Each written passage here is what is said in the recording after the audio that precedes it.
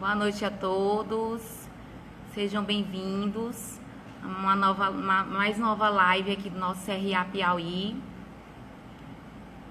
Robert Silva entrou, seja bem-vindo, Robert. Josi Pinho, fiquem à vontade, nós teremos hoje um assunto muito interessante. É um assunto que está sendo muito debatido, mas quanto mais informações nós tivermos, melhor, para a gente se adaptar nessa nova fase. Seja bem-vindo, Delson Bonfim, Marcos Alves, sejam todos bem-vindos. Para quem não me conhece, meu nome é Laís, sou administradora, faço parte da comissão setorial permanente aqui do CRA Piauí, de gestão de pessoas, e sou apaixonada por pessoas, né? Para que melhor comissão. Seja bem-vinda, Zeneide, Leida Marigev entrou também. Sejam todos bem-vindos à nossa live. Hoje nós teremos um assunto muito interessante, como eu falei para vocês, que é sobre home office.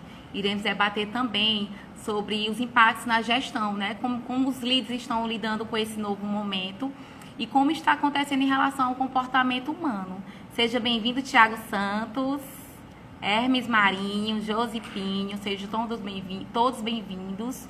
Estou muito feliz com a presença de todos vocês. CRA Piauí agradece. Marcílio, sejam bem-vindos. Daqui a pouquinho a gente vai convidar o professor Alain. Ele é o nosso convidado especial da nossa noite para debater esse assunto. Vocês estão me entendendo? O áudio está legal? Vocês estão me vendo direitinho? A iluminação tá boa? Me deem um feedback para a nossa live ficar bem interessante, bem chamativa. Todos estão me entendendo? Valeu, Herbert. Obrigada pelo feedback. Obrigada, Marcílio. Sejam bem-vindos. Obrigada pelo feedback. Já já a gente vai estar convidando o professor Alain. Deixa eu só verificar aqui. Já está na hora. Vou convidar aquele para participar da nossa live.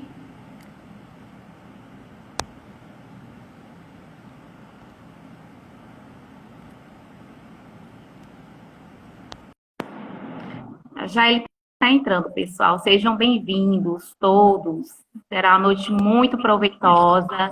Olá, professor Alain. Boa noite. Boa noite, Laísa. Tudo bem? Você? Seja bem-vindo. Tá me ouvindo aqui? Está um pouquinho baixo. Tem como aumentar? Aumentar o som? Okay. Isso.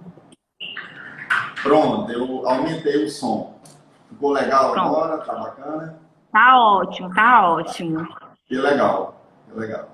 Seja bem-vindo. É um prazer estar debatendo com você um assunto tão interessante, um assunto que é um assunto muito debatido por muitas empresas, por muitos gestores, por muitos conselhos, e nunca é demais. Quanto mais informações para agregar para o nosso conhecimento, agregar para os gestores, melhor. É melhor ainda. Pessoal, gostaria de apresentar o professor Alain. O professor Alain é administrador, pedagogo, professor da UES, Universidade Estadual do Piauí. Eu fiquei muito feliz de ter alguém da universidade que eu me formei, fiquei muito satisfeita de estar discutindo esse assunto. E é coordenador do grupo... Deixa eu pegar aqui a colinha. É coordenador de pós-graduação do grupo AFIA FGV da Uninova FAP e diretor-presidente da Data América Universitária. É mestre e doutorando. Seja muito bem-vindo para nós debatermos esse assunto, que é o home office. Estamos juntos nessa missão, né, professor Alain? O home office no isolamento e impactos na gestão e no comportamento humano. Fique à vontade. Nós estamos discutindo esse assunto. O que o senhor acha da gente iniciar essa live fazendo uma introdução, um contexto geral? O que você acha? Muito bem, Laís. Eu quero inicialmente cumprimentar você, né? Você que é nossa colega de profissão e também oriundo da UESP, onde a gente tem há 26 anos que a gente tem a docência lá no curso de administração, no campus Clóvis Moura.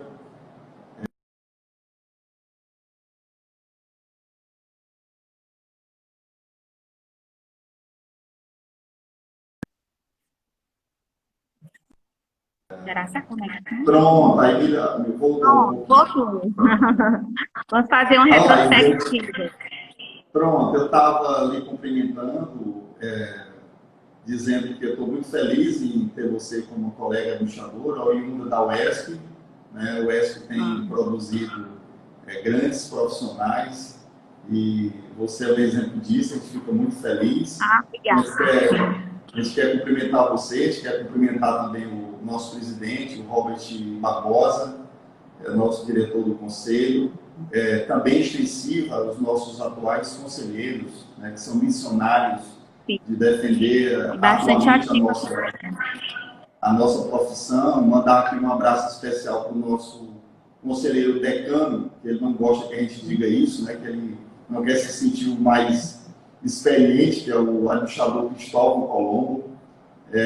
Um abraço também para os colegas administradores, administradoras que estão aqui presentes, os nossos alunos da própria UESP, do Inova Farm, da Data América Universitária, que a gente convidou para eles também assistirem esse nosso bate-papo.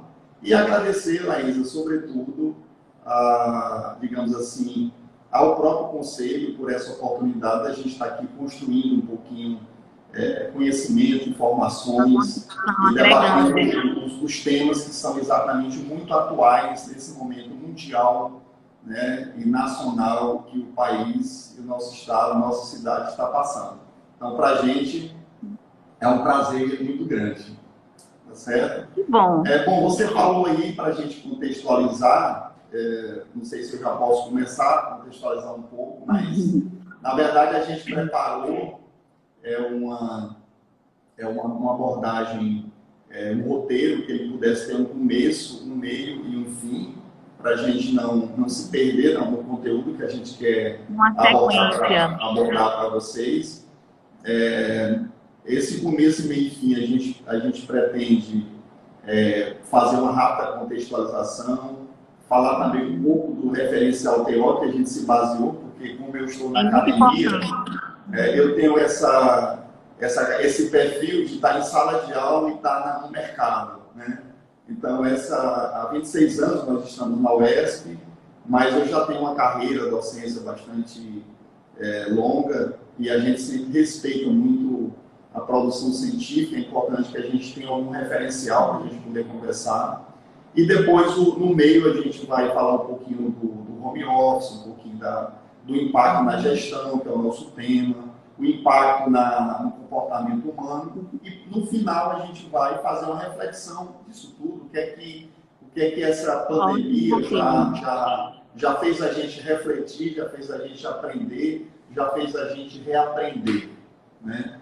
Então, no que tange essa contextualização, eu diria para você que a primeira coisa que me chama a atenção são as novas palavras que anteriormente a gente não conhecia e que hoje a gente está não só aprendendo o conceito, Laís, mas também a gente está entendendo e sentindo, né, essas palavras.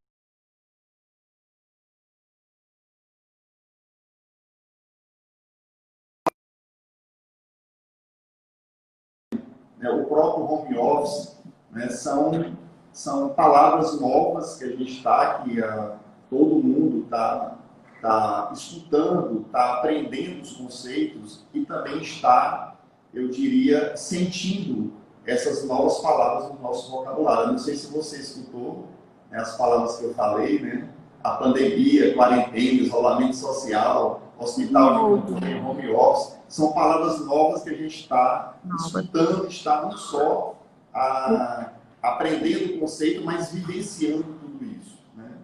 Eu costumo dizer, professor Alain, que nós não estamos nós não estamos só numa pandemia do Covid, mas sim também uma pandemia de informação. E como o senhor pontuou agora há pouco, são novos conceitos, novas palavras, novas vivências, tudo novo, como as pessoas costumam dizer, o novo normal, né? Tudo muito novo. As pessoas têm que começar a se adaptar a essa nova realidade. E é uma pandemia não só do Covid, pandemia do novo e de informações mesmo. Realmente são novos conceitos, novas palavras no nosso vocabulário. Perfeito, perfeito. Bom, e como eu tinha dito para você aqui no começo, a gente separou alguns autores. Interessante que esses autores, dois deles já faleceram, já deram sua contribuição, mas mesmo assim ele já falava um pouco desse momento que a gente está vivendo. Tem um autor mais recente, que a gente também se baseou para bater esse papo aqui com você. O primeiro autor é o Alvin Toffler, é um americano, um escritor futurista. Ele criou ainda na década de 80 o que ele chamou de singularidade tecnológica, e ele já previa, Laís, interessante que ele já previa... Singularidade tecnológica? Singularidade tecnológica. Ele já previa o home office, né? Ele falava das ondas, que a gente vai comentar agora há pouco, e ele já dizia que o homem, ele começou a produzir artesanalmente em casa, passou por várias etapas e vai voltar para casa de novo. Isso na década de 80. Ele tem 3 livros, que é Terceira Onda, Choque do Futuro, Previsões e Premissas, que todos esses livros já falavam sobre o home office. Nós temos outro autor interessante, que é o Zygmunt Bauman, é um polonês radicado em inglês, filósofo, e morreu ano passado, um pensador, 90 e poucos anos, mas um pensador fantástico, ele que criou o termo modernidade líquida, né? Ele tem alguns livros bacanas, o que a gente está trazendo aqui à luz, que é Modernidade Líquida, Amor Líquido, né? E o Mal-Estar, Amor Líquido. Amor líquido. Amor líquido. E justamente. E também o mal-estar na pós-modernidade. Esse amor líquido é interessante, né? Ele tem uma entrevista dele, Laís, que ele diz que em toda a vida dele, na época que ele deu uma entrevista de quase 90 anos, ele só conseguiu construir 6 amigos. Só conseguiu ter 6 amigos. E esses amigos, inclusive, eram caros, porque ele tinha que convidar para jantar, tinha que comprar presente no aniversário, tinha que curtir os altos e baixos da relação, aquela coisa toda. E hoje um jovem de 18 anos tem 5 mil amigos no Facebook, né? E quando amigos das redes sociais, né? E quando esse amigo publica alguma coisa que não gosta, ele só faz eliminar, né? Só faz deletar, né? Porque ele sabe que no outro dia ele vai ter mais 10 amigos para substituir esse amigo que ele deletou, né? Então ele fala da forma das relações hoje que estão muito frágeis, da liquidez das relações em função da pós-modernidade, né? Que isso aí daí, inclusive, uma outra abordagem bem interessante. E além desses 2 autores, a gente está trazendo um autor também mais recente, Laís, que é o Yuval Noah Harari, que é um historiador israelense. Ele está muito conhecido mundialmente. Só aqui no Brasil já publicou 1.200.000 cópias em 3 livros que são best-seller a nível mundial, que é Sapiens, né? O Homo Deus e 21 lições do século. Inclusive, esse livro já está no meu acervo, já é a minha próxima leitura. Pronto, esses 3 livros eu tenho assim, interessante. Eu tenho aqui na Data América, estou inclusive aqui na sede da minha empresa, na minha sala, eu tenho um cantinho de leitura, e esses 3 livros são 3 livros que estão lá permanentemente, eu já li, já reli, mas estou sempre pesquisando para poder a gente fazer nossas abordagens, seja em sala de aula, ou seja fora da sala de aula, né? E a gente está sempre... É um conteúdo muito atual, porque o Sapiens, ele fala do passado, o Homo Deus, ele fala do futuro, e o 20 lições do século XXI, ele fala do presente. O Homo Deus é interessante, que fala do futuro. Esse termo Homo Deus, né, é o homem-deus, né, porque o homem, se ele pudesse voltar há 200 anos atrás, e mostrar o que ele já consegue fazer isso, ele já seria considerado por essas pessoas de 200 anos atrás como se fosse um Deus, né? Então, por isso que ele se refere à alta tecnologia e ciência que a gente tem hoje, que a gente já seria um Deus para a nossa própria humanidade no passado recente, né? E por último, também a gente trouxe aqui para ilustrar um pouco dados da Organização Mundial de Saúde, que apesar de estar sendo uma entidade um tanto quanto criticada com várias narrativas, mas a gente trouxe alguns dados históricos sobre pandemia, sobre epidemia a nível mundial. Né? Ok? Se você quiser, eu posso falar um pouquinho do pensamento desses autores de forma bem resumida para a gente depois entrar no... Sim, eu gostaria que você citasse do deles, assim, trazendo também para esse nosso contexto, a nossa realidade do home office também. Eu achei, antes de você falar, achei muito interessante o autor do Amor Líquido, né? Que naquela época as relações humanas eram mais sólidas, como você falou, eles só tinham 6 amigos.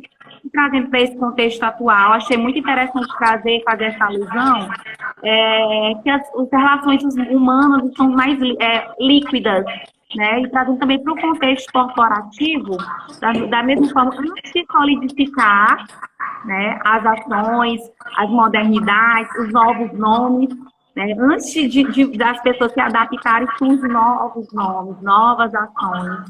E tudo vai mudando de forma tão volátil. Eu achei muito interessante, professor, trazer esse contexto teórico para a gente fazer essa alusão. Lá em sala de aula, eu gosto muito de usar esses autores, porque é o seguinte, na sociedade moderna, as relações eram verticalizadas, né? Então, os laços sociais de família, de trabalho, de igreja, de sociedade, eram bem definidas em paradigmas e modelos verticalizados. O que aconteceu na pós-modernidade foi uma horizontalização dos laços sociais, ou seja, a família... A descentralização também. A família que tinha um padrão na sociedade moderna, pai, mãe, filhos, que era bem definida, existia uma hierarquia, né? Na sociedade pós-moderna, esses modelos de laços sociais foram diversificados e houve uma horizontalização. Então, daí a fragilidade que as relações estão tendo hoje, né? Na verdade, o Zygmunt Bauman, ele faz uma crítica à pós-modernidade, no entanto, ele não deixa de ver o lado positivo que a sociedade, a comunidade, a humanidade caminha de uma maneira ou de outra para frente, né? Com o uso da ciência, da tecnologia, e isso é uma reflexão filosófica bem interessante. Mas falando um pouquinho desses autores, o que é que eu trouxe aqui para você que é interessante a gente falar? Resumidamente, o que esses autores pensam. É que o seguinte, eles dizem, Laís, que houveram 6 revoluções na humanidade. Né? Olha como é interessante isso. 2 revoluções. A primeira, a raça, a espécie Homo sapiens, o homem que sabe, ela ficou dominante no planeta há 200 mil anos. Então, em 70 mil anos, houve a primeira, 1000 anos atrás, houve a primeira revolução, que o próprio Harari chama de revolução cognitiva, onde, de fato, começou a história. Essa revolução cognitiva ela foi marcada justamente pela, não só a memória, o improviso que o homem tinha como os seres vivos, mas ele passou a ter autoconsciência. Então, ele enterrava os mortos, começou a escrever nas cavernas, e daí começou a ser mais civilizados, né?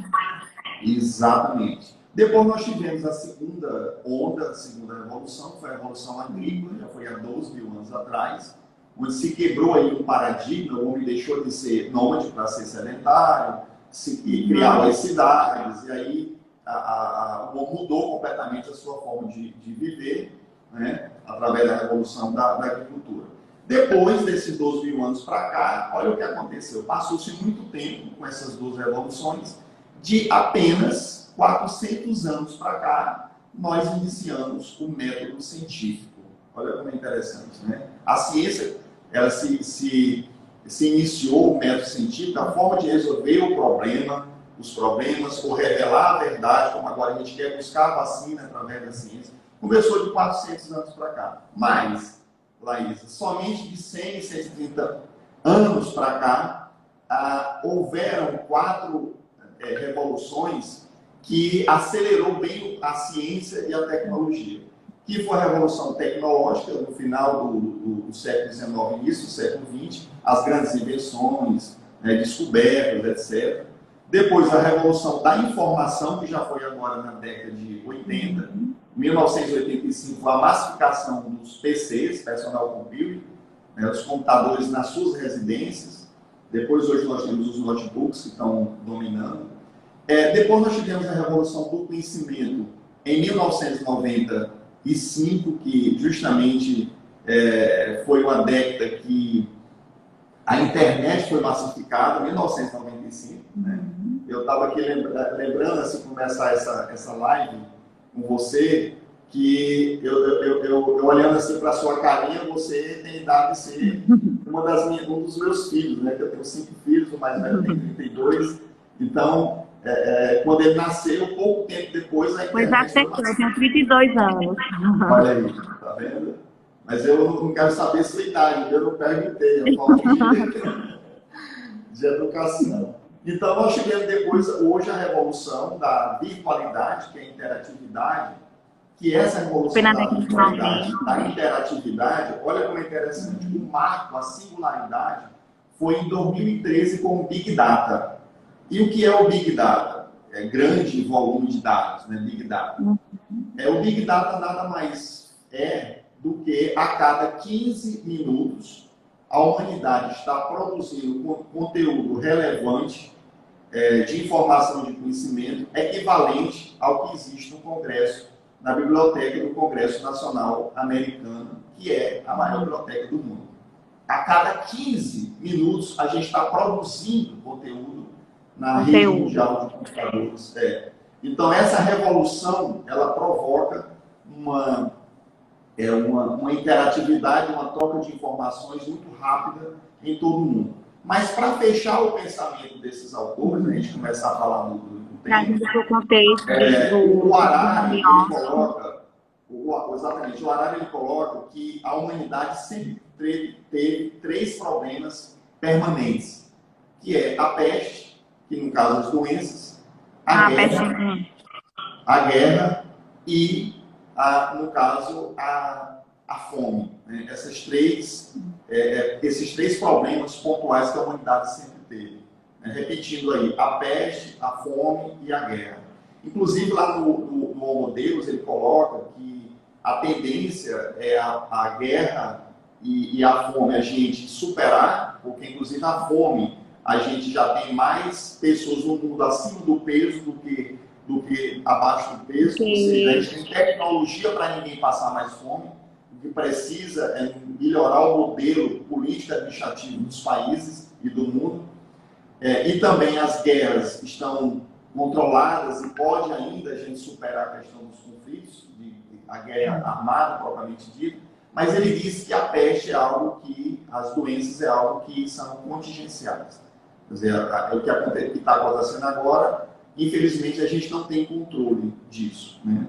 E daí pode acontecer. E falando em doenças, só para quem está nos ouvindo aqui poder entender, a gente teve 5 pandemias, as 5 maiores pandemias mundiais. Né? Nós tivemos a peste bubônica, que foi no século XIV, a varíola, que durou 3.000 anos, foi erradicada agora em 1980, né? A cólera foi a varíola. A cólera foi em 1817, a gripe espanhola, que também é bastante falada, em 1918. Que até é uma das referências para a gente, a mais atual, né?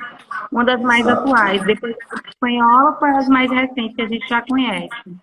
E a gripe suína, o H1N1, ela foi a primeira gripe, a primeira pandemia do século XXI.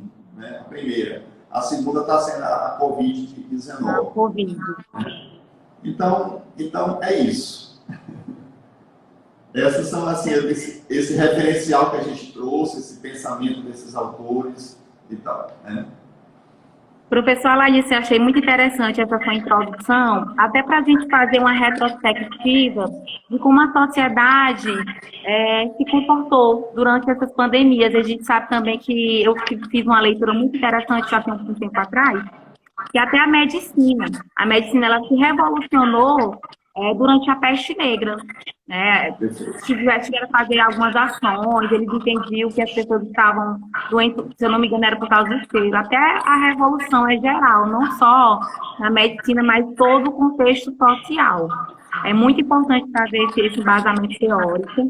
E eu queria entender, assim, no tocante dessas pandemias, dessas doenças, a sua visão em relação a quais foram as ações sanitárias para se erradicar e quais foram as ações dos gestores também, das empresas, porque não eram empresas como hoje, mas assim, o que os gestores fizeram durante essa época. É importante também trazer para nós, assim, que as pessoas trabalhavam, acredito que naquela época era mais com agricultura, eles já usavam máscara, eles já usavam trabalho agricultura familiar para não ter aglomerações. O que eles faziam durante essa época, trazendo para o contexto do passado? Eu acho que, resumidamente, a sua pergunta, Laís, ela pode ser feita. E qual seria a grande diferença dessas doenças do passado para o momento atual dessa pandemia do coronavírus? Né? Então, assim, na verdade, nós temos uma ciência muito mais evoluída, né? Consequentemente, uma alta tecnologia de comunicação, isso, inclusive, acabei de citar o próprio Big Data e as suas consequências, a rapidez, a fluidez com que a comunicação e a troca de informações e conhecimento, e a total interatividade, né? Total interatividade que existe hoje das pessoas no mundo todo. O que eu estou fazendo aqui com você pode ser visto em qualquer lugar exatamente do mundo. Nós estamos aqui, entre aspas, no home office. Basta ter um aparelho e internet, né? E aí eu quero lhe dar um exemplo positivo disso, dessa grande mudança, né, para as organizações, para os profissionais, para as pessoas. Dar um exemplo para você positivo disso. Inclusive da minha terra natal. Eu sou filho de Floriano, né? E nós temos uma médica lá, que é a doutora Marina Bucabaju. Ela está sendo conhecida mundialmente, nacionalmente. Ela mora na Espanha e devido à Espanha ter sido um país que foi muito impactado no começo da pandemia, ela terminou desenvolvendo um protocolo e trouxe esse protocolo lá para a minha cidade. E, obviamente, que apesar da gente ter um volume muito grande já de pacientes em todo o mundo, que já chegaram a óbito, e outros que conseguiram superar a doença, outros que estão ainda doentes, mas o tempo da pandemia ainda é curto para se ter uma produção científica para a própria vacina e para a solução desse problema, né, da pandemia. Mas esse protocolo que ela trouxe, baseado na pouca experiência, no pouco tempo, foi suficiente para Floriano, a minha cidade, ser um exemplo, né?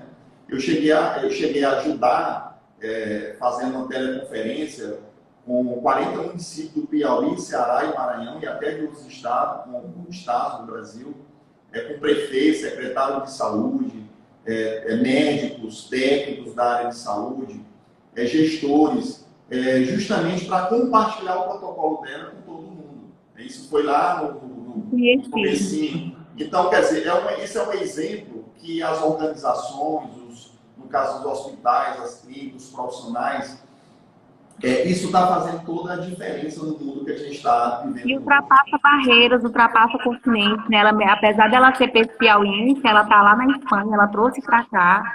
É muito interessante. Sim, traz até também para o nosso contexto do home office, né? Porque houve essas reuniões por videoconferência. Então é isso, né?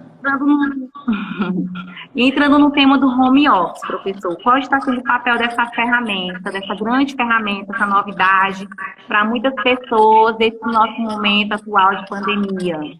Bom, primeiro, a importância dos gestores, dos colaboradores. Certo. Não, primeiro eu quero lhe dar alguns dados interessantes, Laís. A gente está tendo hoje 13 milhões de empresas registradas no Brasil, fora as empresas que não são registradas, as empresas que estão no mercado informal, na informalidade, mas 13 milhões registradas. E os órgãos, né, o SEBRAE e outros órgãos que têm o controle, os próprios órgãos governamentais, estão dizendo que no Brasil nós estamos com 11 milhões de pessoas trabalhando no home office. Olha um dado aí interessante para você. 11 milhões de pessoas. E dessas 11 milhões de pessoas, 100 mil gerentes, gestores, né, estão fazendo a gestão dessas 11 milhões de pessoas. Entenda que é importante a gente colocar, que eu coloco muito isso em sala de aula, né, que existe a diferença do administrador, no caso nós dois, para o gestor. O administrador é aquele que tem o conhecimento da ciência da administração.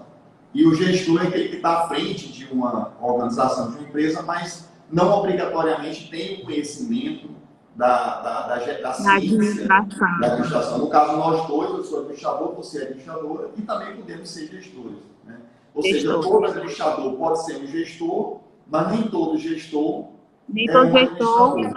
É um administrador. Perfeito. Então, assim, quais são as consequências dessa estatística que eu passei para você?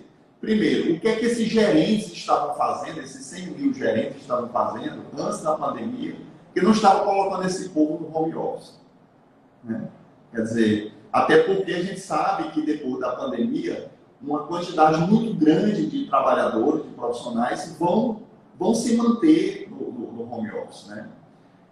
Isso vai causar, isso que é o importante de colocar agora para você, já está causando, mas vai causar uma mudança de gestão da forma de gerir muito grande das empresas. E eu quero aqui aproveitar e dar o testemunho da minha própria empresa. Eu tenho a DataNet. Nada melhor do que a sua vivência, né? Exato. Então, assim, a minha empresa, Laís, ela tem 34 anos de mercado, né? 34 anos já de história, de vida. A gente trabalha com educação, com consultoria em gestão de negócios e também, tanto na parte empresarial quanto educacional. A gente representa 4 instituições de renome nacional e internacional. Você falou agora há pouco o Grupo AFA, que nós somos coordenadores do curso de pós-graduação, inclusive também da FGV. Representamos o INES Mercosul, que é um grupo mineiro que também tem acesso a mestrado e doutorado. Estou fazendo meu doutorado em educação por lá. Representamos também o Grupo São Francisco, que é um grupo de 54 anos aqui do estado do Maranhão, através da FAESP, e também a própria UAB, aqui em Piauí, onde nossa empresa faz a gestão dos cursos dos cursos de formação de mediação e arbitragem, mas também faz a gestão da Câmara de Mediação e Arbitragem, de 2015 para cá. E nós, o que é que aconteceu nessa pandemia? Nós colocamos nossos colaboradores, um pouco mais de 40 colaboradores para home office. A diretoria ficou trabalhando na própria empresa, porque é uma empresa familiar, embora que a gestão seja profissional. E aquilo que a gente ia fazer em 3 anos, nós estamos fazendo em 3 anos. Certo? Ou seja, aquisição de novas ferramentas, né? Novos produtos e serviços que a gente já lançou e já estamos operando no mercado com esses novos produtos, deixando de ser somente uma empresa que trabalhava resumidamente no Piauí, Ceará e Maranhão. Nós temos 10 polos, 6 mil alunos, contratamos uma média de 100 professores por mês, e para trabalhar agora aqui no Brasil. Inclusive, a própria Câmara da UAB Piauí, que a gente faz a gestão, ela recentemente tivemos uma teleconferência com os escritórios de advocacia e a gente quebrou o paradigma territorial, né, da Câmara. Agora a Câmara é virtual, qualquer lugar do Brasil, qualquer empresa, qualquer pessoa pode utilizar a Câmara do Piauí, que está sendo referência nacional. Então, isso que legal. Então, o que a gente iria fazer, digamos assim, em 3 anos, nós estamos fazendo em 3 meses. Né? Com toda essa mudança de E nós somos pegos de surpresa, né, professor? Assim, em 3 meses vocês tiveram que se adaptar, como o senhor bem pontuou. Eu achei muito interessante. Tiveram novas contratações, diferentes de outras empresas que fecharam, não conseguiram se adaptar. E a sua empresa foi além, conseguiu se adaptar, foram pegos de surpresa, como todos nós, e ultrapassou barreiras, ultrapassou estados. Só para nós entendermos assim o poder da internet, o poder da tecnologia. Nós fizemos 2 contratações na nossa diretoria de marketing, reforçando a nossa equipe de editor de vídeo. Já tínhamos um design, editor de texto e editor de vídeo. E também a gente está agora no processo de seleção de agentes educacionais. Nós estamos com 32 agentes educacionais sendo E esse selecionados processo para trabalhar em só todo o lhe Brasil. atrapalhando. Como é? E esse processo de seleção, ele é virtual, ele é online? Ele O está processo sendo, que você já ele está está sendo sabendo, todo, já está sendo a gente está online? sendo todo virtual. Está sendo todo virtual. A gente está fazendo todo o processo virtual, o processo de seleção. Virtual. Hoje mesmo, ontem nós tivemos, terça-feira, às 15 horas, a segunda etapa do processo, através da plataforma Zoom, que foi uma das ferramentas que a gente adquiriu, né, para manter nossos cursos de capacitação, formação e pós-graduação mantida a nossa prestação de serviço nesse contingente de alunos que a gente tem, nesses polos. Então, a gente adquiriu a plataforma de acesso pago, e foi uma das ferramentas que a gente adquiriu, e a gente está agora fazendo todo esse processo. A próxima terça-feira nós teremos a terceira etapa do processo de seleção, vai durar 4 semanas, e a gente vai contratar essas pessoas para trabalhar para a gente. Quer dizer, foi uma mudança, uma metamorfose muito grande, né, desse processo. Né? É uma metamorfose mesmo, uma mudança muito grande, muito grande. E eu acho muito interessante o espírito do empreendedor. No meio da crise, ele se adaptou. Você está de parabéns. Você, em conjunto com os outros gestores, de parabéns. E que isso sirva também até de exemplo para os outros gestores, outros empresários, empreendedores, que nesse momento difícil, independente do ramo, procurar estratégias, procurarem meios. Gostei muito, professor, desse seu depoimento. Muito bem. Da sua experiência. O importante dessa live é isso. Compartilhar as experiências. Eu achei muito interessante. E levando para o lado do RH, professor Alain, e por isso que eu lhe perguntei em relação à contratação, os processos seletivos, porque minha área é RH, minha pós-graduação e a comissão aqui do CRA e o RH. E eu vejo muitas empresas, muitos profissionais trabalhando para tratar o colaborador, como é que eu posso dizer assim, trabalhando o colaborador com a mesma cultura da empresa, mas de uma forma diferente. Tem muitas empresas, eu gostaria de compartilhar uma leitura que eu fiz, que eu acompanho, muitas empresas estão mudando os benefícios. Né? Depois que esse colaborador é contratado, elas estão mudando os benefícios. Esses benefícios atuais, que é o Vale Transporte, tipos de alimentação, eles estão sendo convertidos, revertidos em outros tipos de benefícios, como energia elétrica, que a pessoa vai passar mais tempo em casa, ela automaticamente ela vai usar mais energia. Internet, yoga, meditação, psicologia, eu achei isso muito interessante. Muito interessante. As empresas estão se moldando para que possam acolher esse colaborador. Mesmo sendo de forma home office. Eu achei isso muito interessante compartilhar. Eu diria para você, se a gente fosse falar das vantagens e desvantagens do home office... As vantagens e a desvantagem. Já ia perguntar, né? Então, assim... Exato. No caso das vantagens do home office, o Alvin Toffler, ele já dizia, né, já falava da economia, eu diria, brutal que a gente vai ter de logística e de infraestrutura. Né? Imagina todo dia o deslocamento desses 11 milhões de trabalhadores de casa para o trabalho, do trabalho para casa. Né?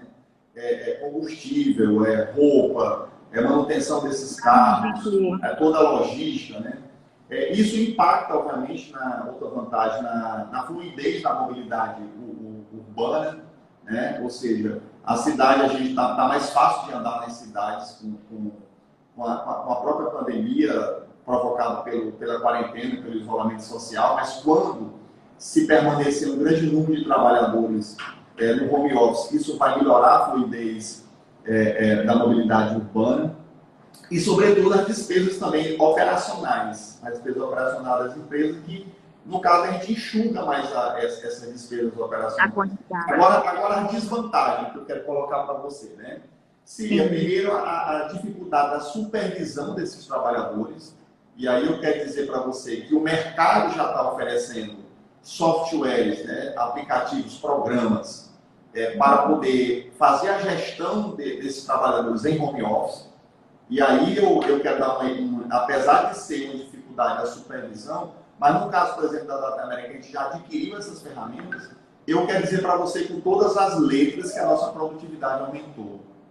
Porque aumentou, porque nossos colaboradores estão trabalhando com mais produtividade do que se fosse aqui na empresa.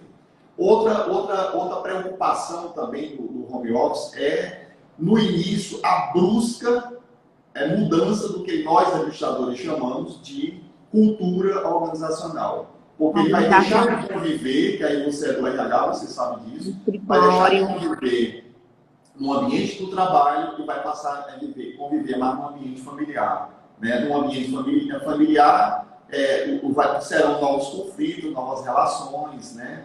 Novos contratos sociais e tudo mais. Mas eu acredito que isso, a médio e longo prazo, vai ser também benéfico. Mas no começo é uma mudança muito brusca da cultura organizacional. Mas, se você me perguntar qual é a maior dificuldade que a gente está tendo hoje, eu diria que é a motivação e engajamento dos colaboradores. Porque a gente está treinando... Não tem um líder próximo. Perfeito. Nós estamos treinando sistematicamente nossa equipe, porque alguns colaboradores não tinham perfil de home office, outros se adaptaram rápido, mas outros literalmente não tinham perfil, e para manter a empresa eles teriam que ser qualificados.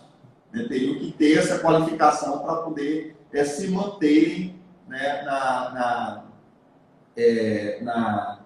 no trabalho e produzindo à altura. Então, são essas as vantagens e desvantagens E as desvantagens. Professor Alain, eu achei muito interessante esse seu compartilhamento desse aplicativo. Eu acho que seria até interessante se eu pontuar para nós, assim, compartilhar conosco que aplicativos são esses, que eu fiquei curiosa. Tá certo. Não conheço. Tá certo. A gente existe já no mercado vários aplicativos de gestão, né, que você pode adquirir no mercado, e esses aplicativos servirem de acompanhamento como agenda digital, onde você lança todas as atividades, Laís, dos colaboradores para eles fazerem diariamente, semanalmente, quinzenalmente e mensalmente.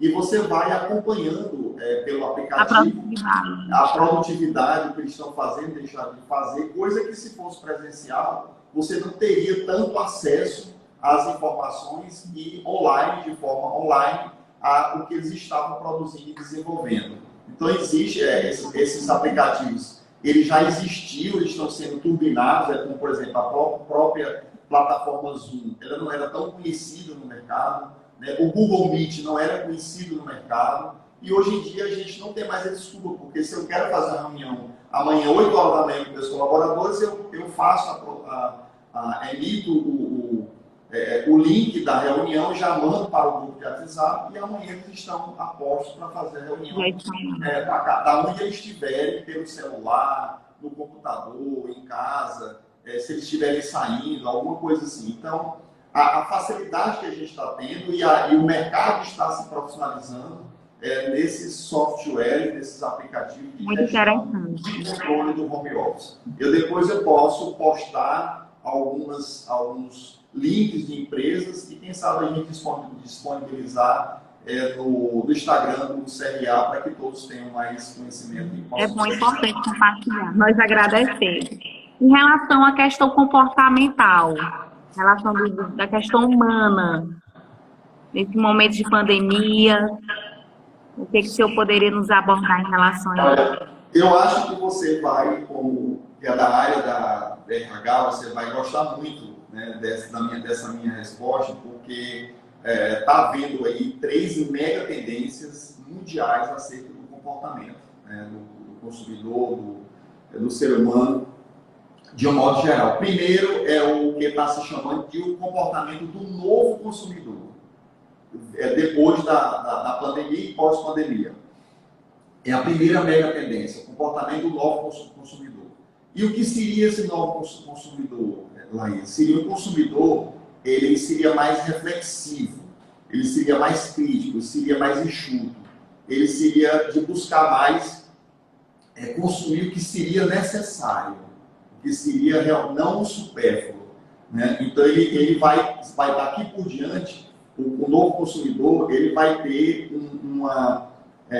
uma forma de decidir mais criteriosa por aquilo que ele vai consumir. nós temos 3 níveis, basicamente, de complexidade de consumo. Aquele produto ou serviço que é do dia a dia rotineiro, que você consome sem pensar muito, e ele é de um valor mais baixo, mais de pequena monta.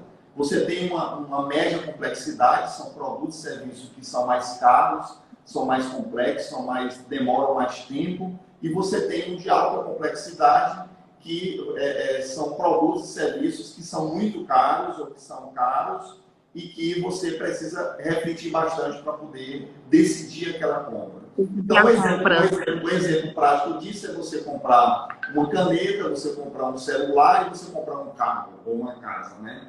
Então, o consumidor, o novo consumidor, o comportamento dele está mudando, porque ele está vendo agora se ele está realmente necessitando comprar esses produtos, né? Então, é algo que as empresas vão ter que entender esse novo perfil do novo consumidor para que ele possa se adaptar a essas reais necessidades, né, dos consumidores. O terceiro movimento mundial, o nome dele é Faça Você Mesmo. Apesar de ter sido concebido na década de 70 nos Estados Unidos, né, o termo é Do It Yourself. Faça você mesmo. O que é isso, faça você mesmo?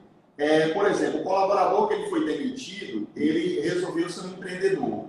E quando voltar, digamos assim, o normal ou o novo normal, que a empresa quiser contratar ou tiver outra oportunidade de trabalho, ele vai querer permanecer sendo, trabalhando e produzindo por conta própria, né? Então, isso é o que faça você mesmo. E também, por exemplo, uma pessoa que ela treina na academia com o personal e devido à pandemia ela está treinando sozinha em casa, a tendência vai ser ela, quando voltar ao normal, continuar treinando sozinha ou ela ter somente o personal e não ter mais o custo da academia. Então você vê que o faça você mesmo, é uma tendência mundial. E a última tendência mundial relativa ao comportamento é o que a gente está chamando de slow life, né? Que você sabe que é slow life. O que é slow life?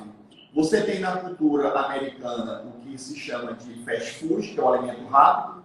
Você tem na Europa um movimento chamado de slow food, que é um alimento demorado, lento, né? São estilos de vida diferentes, de culturas diferentes. E esse movimento slow life, que é a vida mais lenta, é justamente o consumo mais crítico e colaborativo, né? É uma tendência mundial que essas 3 mega tendências mundiais que está acontecendo, que vai dar uma revirada muito grande no comportamento. E aí eu quero dizer para você algo interessante, é que no curso de administração a gente estuda 14 teorias administrativas, que foram 14 propostas de como se gerir, se administrar uma empresa. E elas foram justamente todas defasadas, desde a teoria da administração científica até a teoria Zedro e Zouchi, na década de 80, justamente por causa da mudança de comportamento, né? Da sociedade, das organizações, das empresas, da tecnologia, de tudo isso. E aí, justamente na década de 80, se padronizou os conceitos e ferramentas de gestão através da ISO, lá em Genebra, na Suíça, e a gente pode aplicar todas essas ferramentas universais em qualquer empresa. E é justamente isso que faz esses conceitos e ferramentas mudarem. É a mudança comportamental, né, do mercado, do consumidor e das pessoas. E essas 3 tendências, elas de fato vão impactar sobremaneira na forma de gerir as organizações. Certo? Professor, assim, só para nós, que nosso tempo já está acabando, para eu falar isso, só para a gente finalizar, eu tenho algumas perguntas dos nossos participantes. O Carlos André, ele perguntou como avaliar a qualidade do trabalho nesse contexto. Eu acho que ele quis dizer em relação, como gestores estão fazendo, porque nós falamos do aplicativo e isso no contexto, acredito que ele quis dizer no contexto do home office. Foi a primeira pergunta, não foi?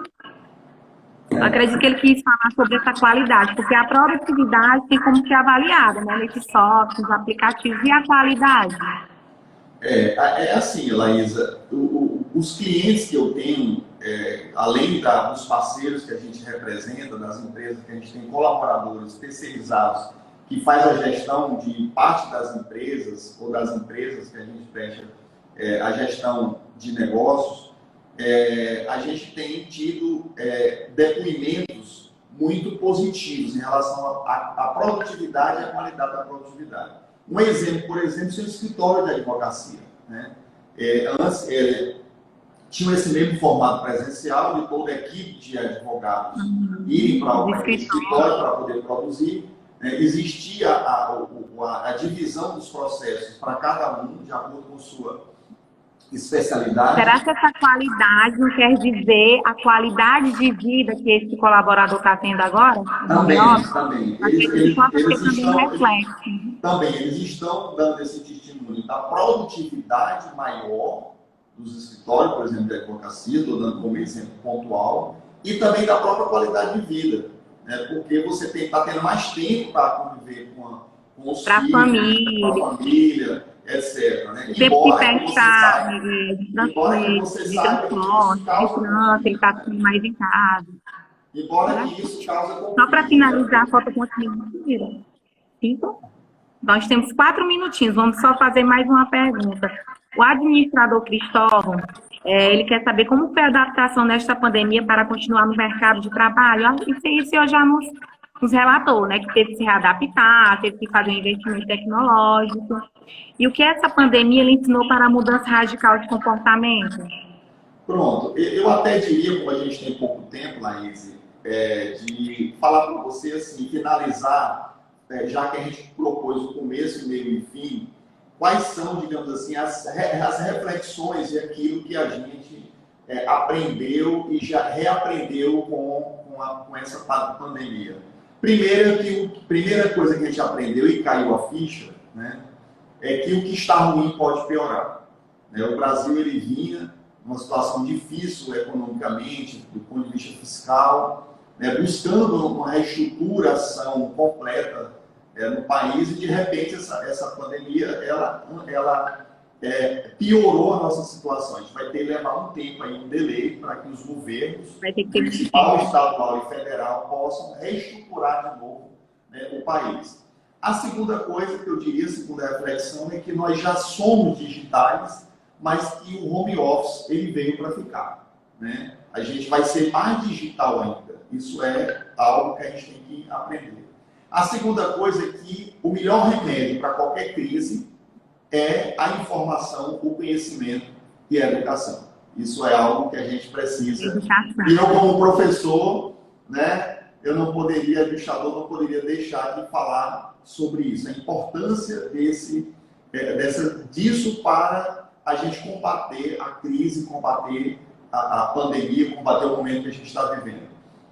A próxima coisa que a gente tem também importante é que não existe uma receita pronta para a gente resolver uma crise, para a gente resolver um problema, né? É por esse motivo que a dica que a gente dá é você estudar, é você testar e é você produzir, né? A produção de conhecimento, a produção científica, ela está sendo muito valorizada. Não só na área da saúde, porque também a gente não pode olhar somente o que está acontecendo no mundo pelo lado sanitário. A gente tem que olhar pelo lado da economia, pelo lado social, né, pelo lado cultural, etc. A gente precisa ter uma visão holística, como a gente chama em administração, né?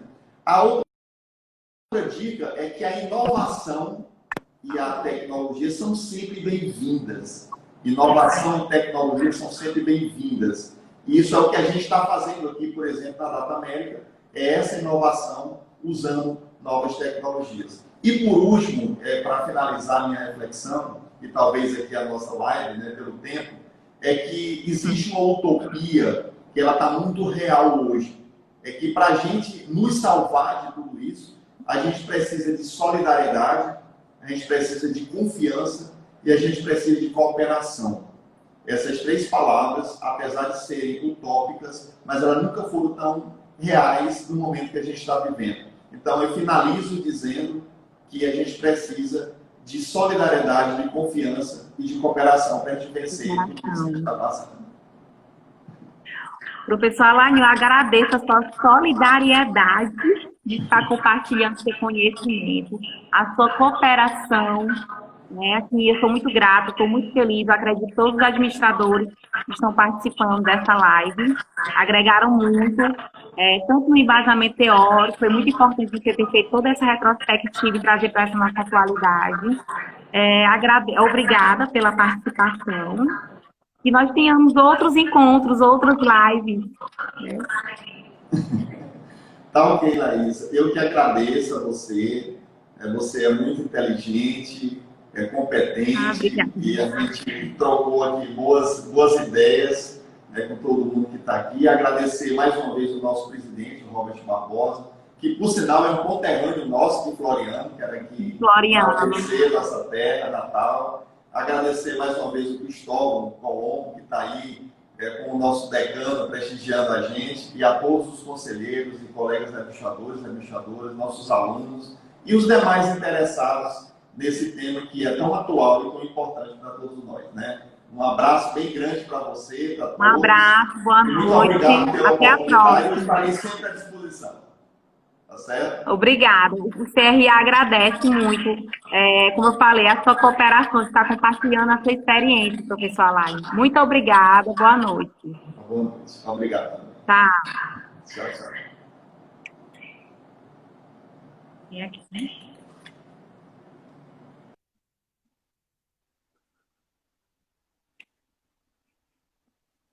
Pessoal, eu queria só dar um recado para vocês em relação à nossa próxima live. Primeiramente, antes desse recado, eu gostaria de agradecer a participação de todos. E a nossa próxima live, o tema será a plataforma consumidor.gov.br como ferramenta interativa entre consumidores e empresas. O administrador que será a administradora convidada é a administradora Naira Cronenberg, e o administrador que estará mediando é o administrador Cristóvão Colombo. Acontecerá novamente, eu vou repetir para vocês, dia 23 de julho, às 19 horas. Obrigada pela participação de todos, foi muito bom, muito interessante esse momento com os administradores, com vocês participantes. Espero que nós tenhamos outros momentos. Quem chegou depois, meu nome é Laís, eu faço parte, sou presidente da Comissão Setorial Permanente de Gestão de Pessoas aqui do CRA, e foi muito gratificante para mim estar com todos vocês, tá certo, pessoal? Administradores do nosso Piauí. Pois um abraço, até a próxima. Tchau, tchau.